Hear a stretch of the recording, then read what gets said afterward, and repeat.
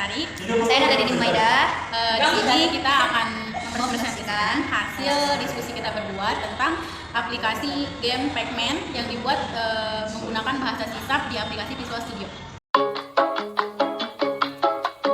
Jadi ini desain form 1 dari si Pac-Man Games ini desainnya. Jadi kita kalau mau nambahin si item gambar Pac-Man-nya ini, kita menggunakan picture box yang ada di menu toolbox ini nih, picture box ini. Nanti kita pakai ini buat nambahin gambar dari sini.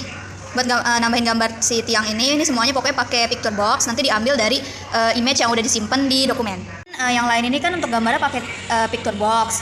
Khusus untuk score ini kita makainya label. Untuk masuk ke codingannya, kita bikin game timer dulu di sebelah sini ya.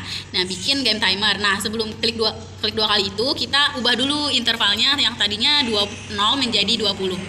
Nah, lalu klik 2 kali untuk masuk ke codingan ini. Codingan yang pertamanya itu kita masukin dulu untuk go up, go down, go left, go right, terus is game overnya itu ini komponen yang ada di gamenya. Jadi tombol-tombol buat si Pac-Man-nya naik, turun, go left, go right, terus nanti game over gitu berakhir. Nah, habis itu ada integer score di sini. Nah, habis itu kita player speed. Ini player speed itu kecepatan pemainnya, kecepatan si Pac-Man-nya. Terus red ghost speed. Red ghost tuh maksudnya itu ini. Si red ghost ini, red ghost speed. Jadi kecepatan dia pas dia muter-muter itu pas di game, ini kecepatannya dia. Terus di sini ada ping ghost X sama ping ghost Y itu. Jadi maksudnya si ping ghost ini, hantu ping ini dia tuh bergeraknya itu secara horizontal dan vertikal. Jadi X itu supaya dia bergerak horizontal, kalau Y itu supaya dia bergerak secara vertikal.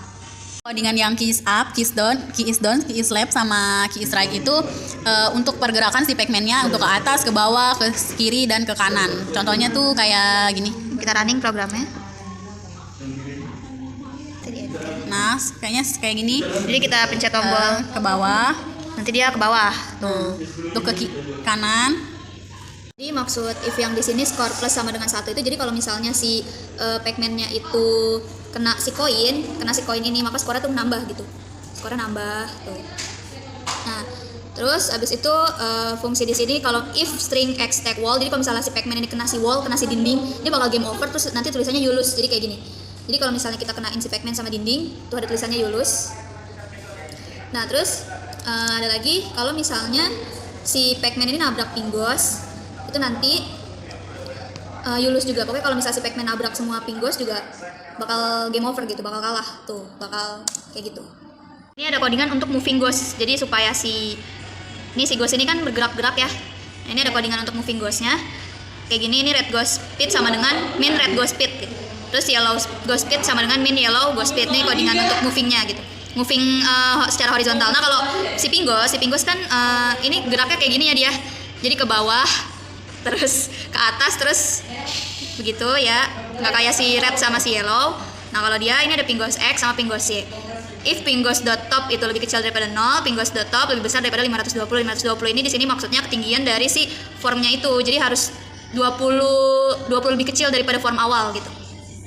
Nih kalau yang Y, nah kalau misalnya yang X juga kita ukur aja dari awal size si formnya ini secara horizontal segitu, makanya nanti dikurang 20, nanti hasilnya segini gitu.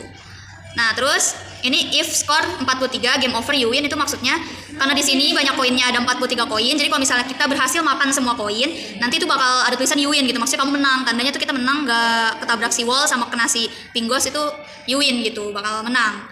Nah, di sini ada codingan untuk kalau game over ya. Jadi kalau misalnya si Pac-Man-nya ini mati gitu, game over, nanti kita bisa nge-reset ulang gamenya itu dengan menggunakan tombol enter. Nih di sini ada tombol enter kan, nanti ke reset game.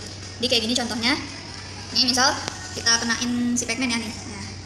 Nah, dia kan jadi lose kan, jadi mati. Nanti kalau misalnya kita mau kembaliin, kita pencet tombol enter. Nah, dia kembali lagi dari awal dan skornya balik lagi ke awal, yaitu jadi 0. Jadi itu presentasi yang telah kami lakukan. Itu adalah tutorial sederhana yang kita pahami dari apa yang kita pelajari untuk membuat game Pac-Man tersebut. Ya. Sekian. Mohon maaf kalau misalnya ada kata yang salah, Atau kurang dimengerti. karena kami juga masih belajar. Terima kasih. Assalamualaikum warahmatullahi wabarakatuh.